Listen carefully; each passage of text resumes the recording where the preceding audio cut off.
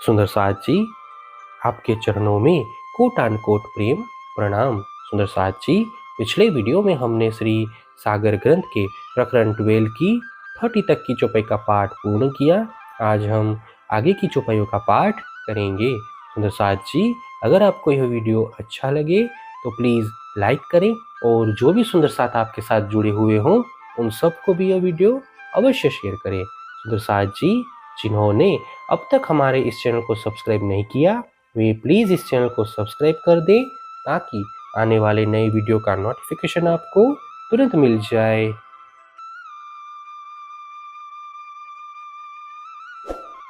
जेते सुख इसक के लेते अरस के माही, सो देखन को ठोर एह है और ऐसा न देखिया क्या ही।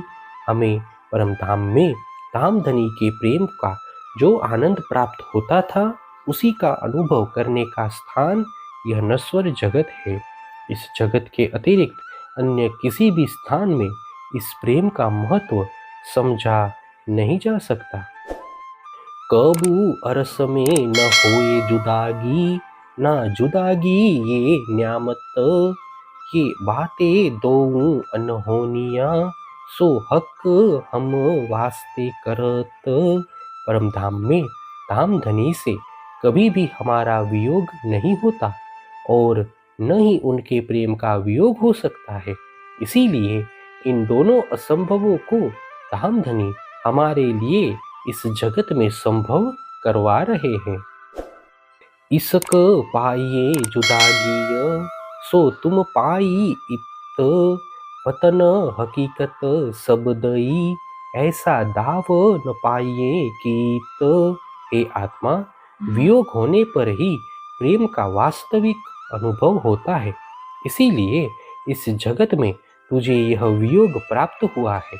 श्री राज जी ने तुझे आत्म ज्ञान के द्वारा इस जगत में परम धाम की संपूर्ण वास्तविकता का परिचय करवाया है। ऐसा सुंदर अवसर अन्यत्र कहीं भी प्राप्त नहीं हो सकता है। फिर कब जुदागी पाओगे छोड़ के हक अरस, बैठे खेल में पियोगे हक इसक का रस। हे आत्मा, धाम धनी के दिव्य परम धाम को छोड़ने पर तुझे पुनः ऐसा वियोग कब प्राप्त होगा? इस प्रकार नश्वर जगत में बैठकर धाम धनी के प्रेम का रस पान तू पुनः कब कर पाएगी? याद करो इसक को कायम अरस में लेत जो सुख, अलेखे अनगिनती सो देत लजत माहे दुख। हे आत्मा, अब उस प्रेम को याद कर जिसे तू दिव्य परम धाम में सदैव प्राप्त करती थी। अब इस दुख रूपी संसार में भी धाम धनी तुझे उसी शाश्वत सुख का स्वाद वो प्रदान करा रहे हैं। जो सहुर करो तुम दिल से खेल में किए बेशक, तो फुर्सद न पाओ दम की सुख इसक गिनती हक। यदि हृदय पूर्वक विचार करके देखेगी तो तुझे ज्ञात होगा कि धाम धनी ने इस नश्वर जगत में भी तुझे तारतम ज्ञान के द्वारा संदेह रहित बना दिया है। इस प्रकार धाम धनी द्वारा प्रदान किए गए सुखों की गणना करने लग जाएगी तो तुझे पल मात्र का भी फुर्सत प्राप्त नहीं होगा।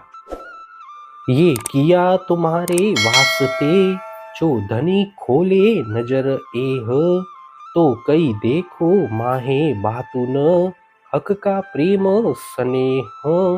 यदि धाम धनी ने तारतम ज्ञान के द्वारा तेरी आत्मदृष्टि खोल दी है तो तुझे ज्ञात होना चाहिए कि यह खेल तेरे लिए ही बनाया गया है। तब तू श्री राज जी के प्रेम एवं स्नेह के गूढ़ रहस्य को भी समझ लेगी। ये नजर तुम्हें तब खूले जो पूरन करे हक मेहर, तो एक हक के इसक बिना और देखो सब जहेर।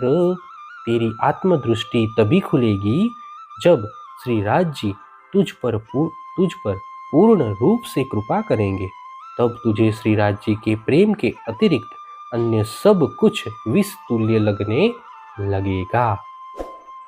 हके मेहर विध विध करी, पर किन किन खोली ना नजर, सो भी वास्ते इसक के, करसी बाते हांसी कर। श्री राज जी के ने अपने अपनी आत्माओं पर अनेक प्रकार के से कृपा की है, तथापि कितनी आत्माओं ने अभी तक अपनी दृष्टि नहीं खोली हुई।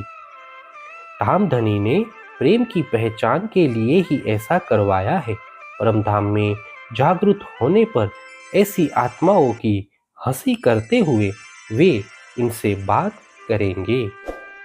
खेल बनत याही विध, एक भागे एक लरे, इनकी हंसी बड़ी होए सी, जब घरों में बैठा बाता करे। इस खेल की रचना ही इस प्रकार हुई है कि यहाँ पर कोई दौड़ रहे हैं तो कोई परस्पर झगड़ रहे हैं। जब परम धाम में जागृत होकर इस खेल की बातें करेंगे, तब ऐसी आत्माओं पर बड़ी हंसी होगी। सुंदर साथ जी, इसी के साथ श्री सागर ग्रंथ के प्रकरण 12 की 40 तक की चौपाई का पाठ पूर्ण हुआ। आगे की चौपाइयों का पाठ हम नेक्स्ट वीडियो में करेंगे। सुंदर साथ जी, अगर आपको यह वीडियो अच्छा लगा तो प्लीज़ लाइक, शेयर और सब्सक्राइब अवश्य कर दें। प्रणाम जी।